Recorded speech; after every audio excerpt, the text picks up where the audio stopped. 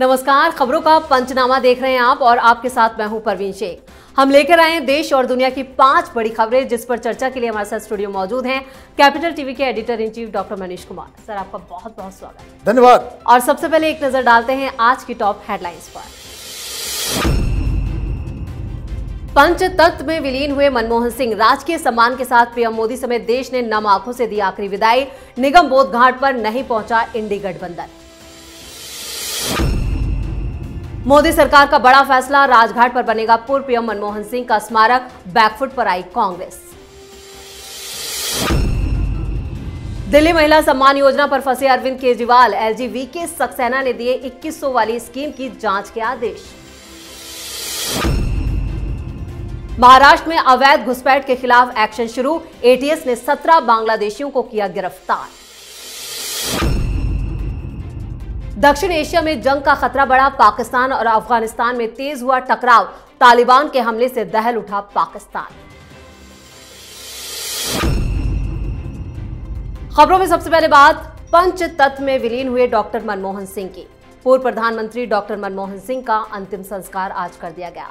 आज राजकीय सम्मान से दिल्ली के निगम बोध घाट पर यह अंतिम संस्कार किया गया। कांग्रेस मुख्यालय से निगम बोध घाट तक उनकी अंतिम यात्रा निकाली गई।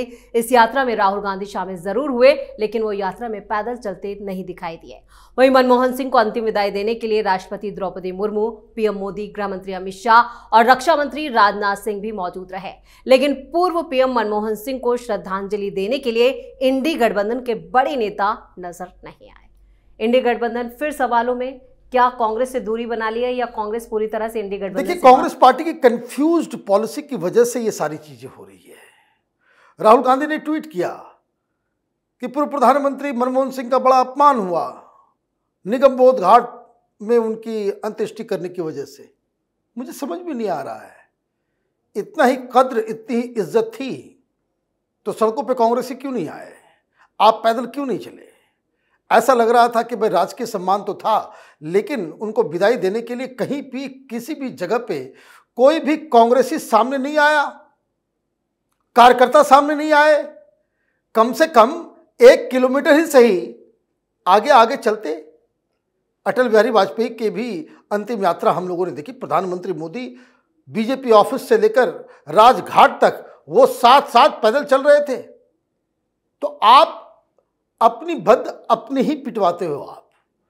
आपको राजनीति करनी है हर चीज पे, काम कुछ नहीं करना, राजनीति करनी है। भाई कोई सवाल का जवाब देगा? मनमोहन सिंह की सरकार में जितने भी यूपीए के घटक दल थे उसके नेता कहां थे? आज क्यों नहीं आए? तो प्रधानमंत्री मनमोहन सिंह की बेइज्जती आप खुद कर रहे हो। और प्रधानमंत्री ने, राष्ट्रपति जी ने, स्पीकर साहब ने, गृह मंत्री ने, रक्षा मंत्री ने अपनी मौजूदगी दर्ज कराकर वो तो वाहवाही बटोर लेकर चले गए।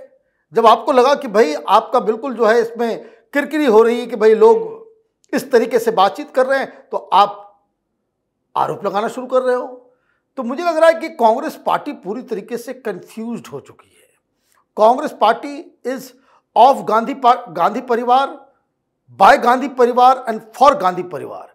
गांधी परिवार में किसी की मौत होती है तब तो पूरा कांग्रेस जो है वो उमड़ पड़ती है, लेकिन कोई दूसरा लीडर उसका देहांत होता है तो यही आप मिसट्रीट करते हो। इसी तरीके से आपने पीवी नरसिम्हा राव के साथ मिसट्रीट किया। तो ये कांग्रेस को ही इंट्रोस्पेक्शन करना पड़ेगा। बिल्कुल। खबरों में आगे बढ़ते हैं।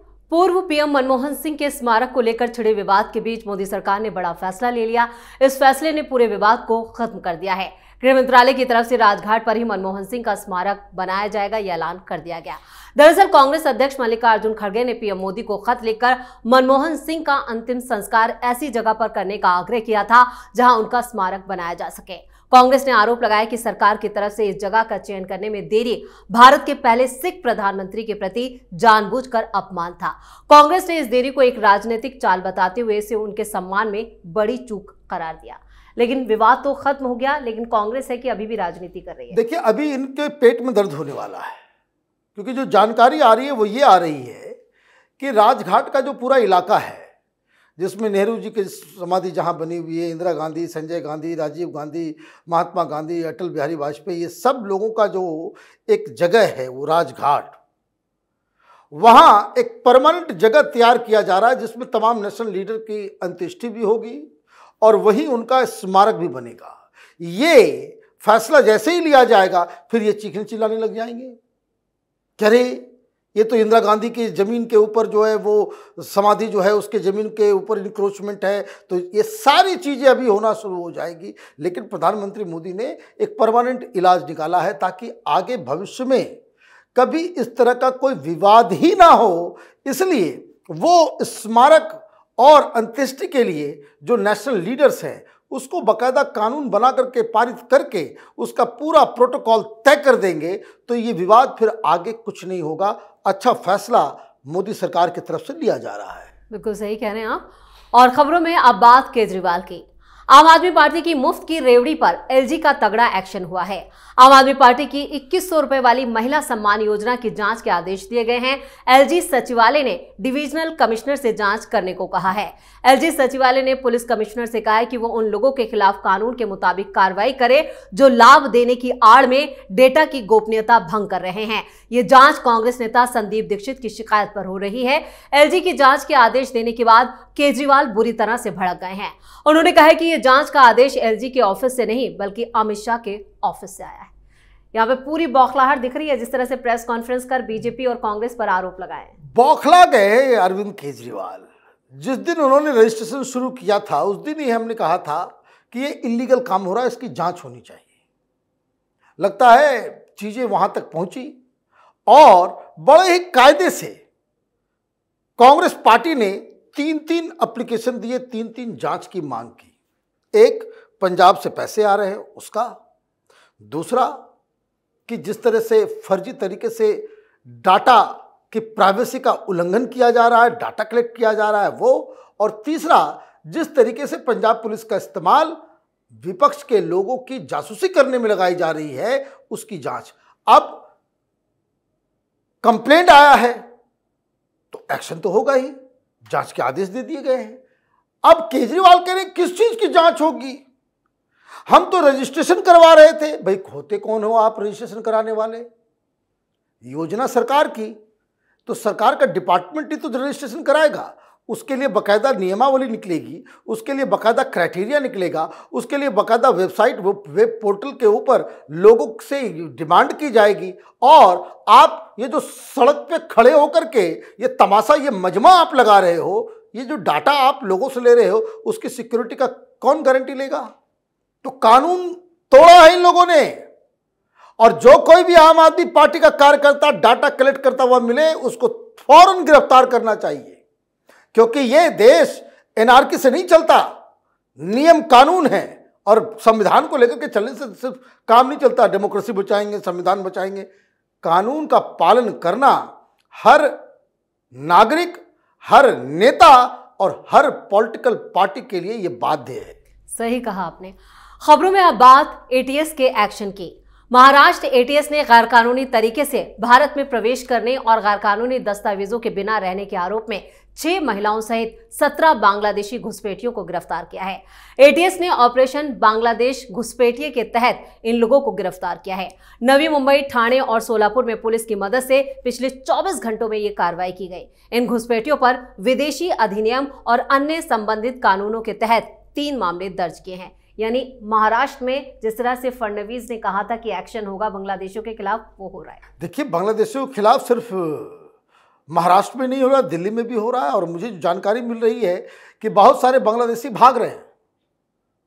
वो पश्चिम बंगाल भाग रहे हैं, वो पंजाब भाग रहे हैं, वो कर्नाटक भाग रहे हैं, तेलंगाना भाग रहे हैं। जहां जहां बीजेपी की सरकार नहीं है वहां छिप रहे हैं, क्योंकि सीधा सीधा आदेश दिया गया है। एलजी साहब ने भी आज दिल्ली में आदेश दिया है कि ढूंढ ढूंढ के निकालिए और उसको पैकअप कीजिए कानून के हिसाब से। वैसे मैं आपको बता दूं, बांग्लादेशियों को पकड़ने का एक पूरा प्रोटोकॉल बना हुआ है। दिल्ली में शीला दीक्षित के जमाने में बांग्लादेशियों को जहां तहां से पकड़ पकड़ के बाकायदा ब्रह्मपुत्रा मेल, नोट कर लीजिए, वो ट्रेन ब्रह्मपुत्रा मेल में अलग 2-3 बोगियां लगती थी, बांग्लादेशियों को भर भर के बांग्लादेश के बॉर्डर पे छोड़ के आया जाता था। इसका पूरा प्रोटोकॉल, पूरा तरीका, सारा चीज बना हुआ है और उसके ऊपर अब सरकारें काम कर रही हैं। और इधर खबरों के आखिर में बात पाकिस्तान और अफगानिस्तान जंग की। दक्षिण एशिया में एक बार फिर जंग के हालात बन चुके हैं। पाकिस्तान और अफगानिस्तान के बीच सीमा पर तनाव लगातार बढ़ता जा रहा है और दोनों देशों के बीच हालात काफी गंभीर है।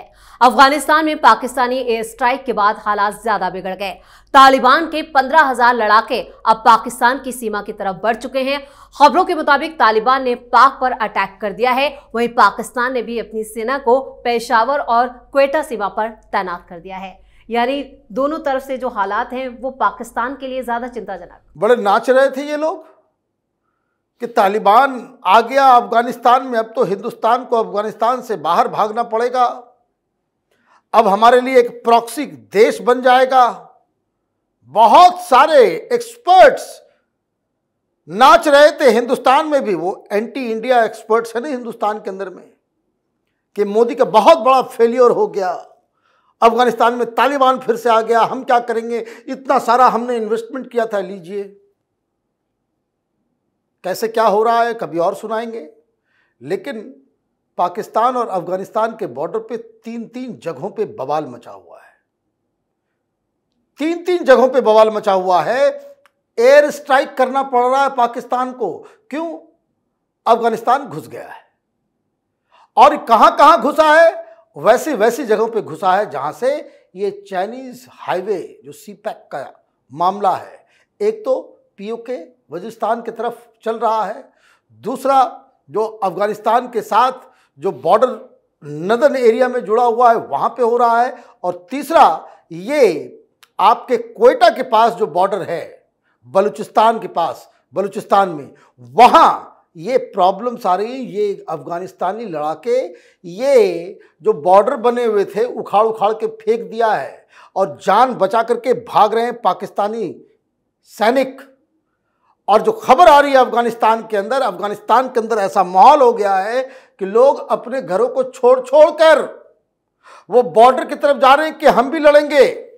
और सोशल मीडिया जो अफगानिस्तान के अंदर है, वहां ये जो कायर सेना है पाकिस्तान की, जो बांग्लादेश में सरेंडर किया था, वो शेयर कर रहे हैं कि तुम्हारा तो कायर सेना है। तो ये माहौल बहुत ही ज़्यादा वॉलेटाइल है और अगर इसको पाकिस्तान डिप्लोमेटिकली तालिबान के साथ सेटल नहीं करता है, जिसकी उम्मीद बड़ी कम है, तो आप ये समझिए कि पाकिस्तान में कोई बहुत बड़ा भूचाल आने वाला है। इस तमाम जानकारी के लिए और सटीक विश्लेषण के लिए आपका बहुत बहुत धन्यवाद। खबरों का पंचनामा में आज के लिए इतना ही। देश और विदेश की बाकी खबरों और उनके सटीक एनालिसिस के लिए देखते रहिए कैपिटल टीवी। हमें लाइक कीजिए, शेयर कीजिए और हाँ, कैपिटल टीवी को सब्सक्राइब करना बिल्कुल ना भूलें।